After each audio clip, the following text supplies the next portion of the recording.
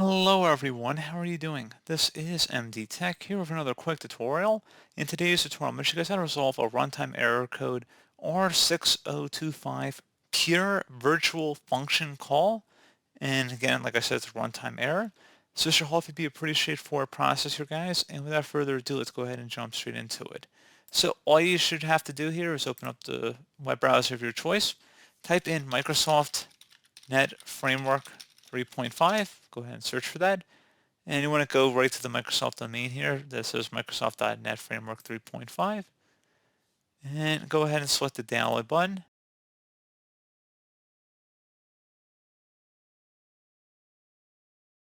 And then once that's done, go ahead and run the file to open it up. And then go ahead and open up the file to run it. And then select yes.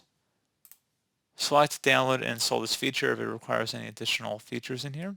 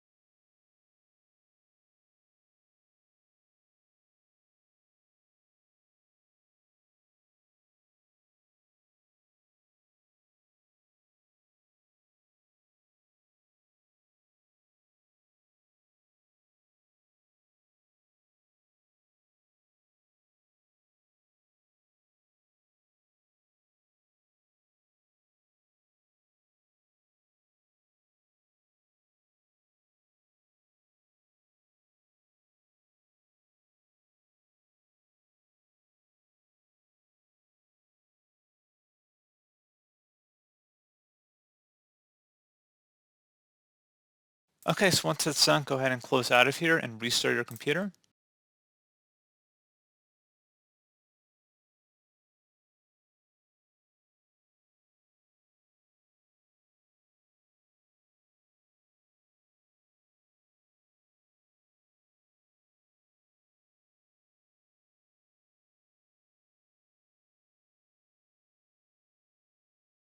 Okay, so hopefully I was able to resolve the issue. If not, something else we can try here as well. Actually, a couple things, but the next thing I'd recommend on our list here would be to open up a command prompt. So type in CMD into the search menu, right-click on the best match, which should say command prompt, and select Run as Administrator. If you receive a user account control prompt, select Yes.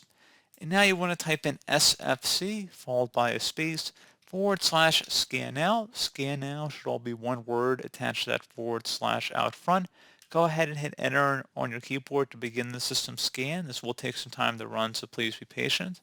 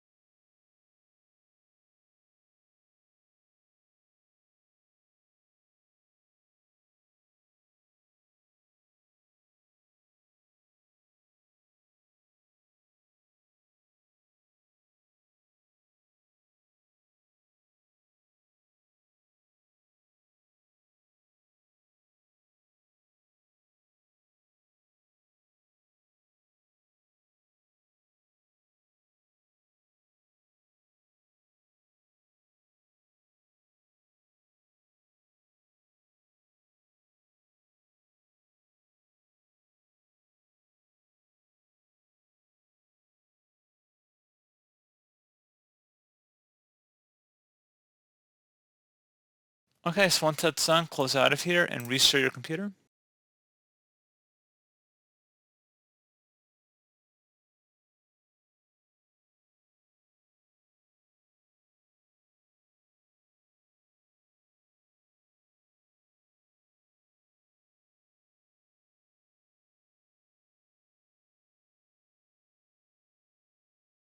Okay, so again, hopefully that should have resolved the problem. If you are still having an issue, we can try just turning off Net Framework 3.5 altogether.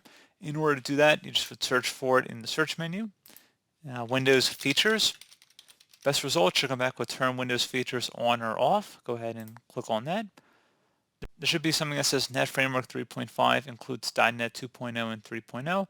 Go ahead and make sure that box is completely empty, so it's just white, there's nothing inside of it, and then select OK.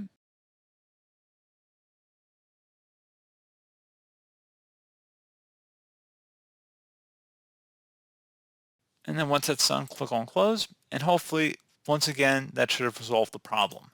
So as always, thank you for watching this brief tutorial. Do hope I was able to help you out, and I do look forward to catching you all in the next tutorial. Goodbye.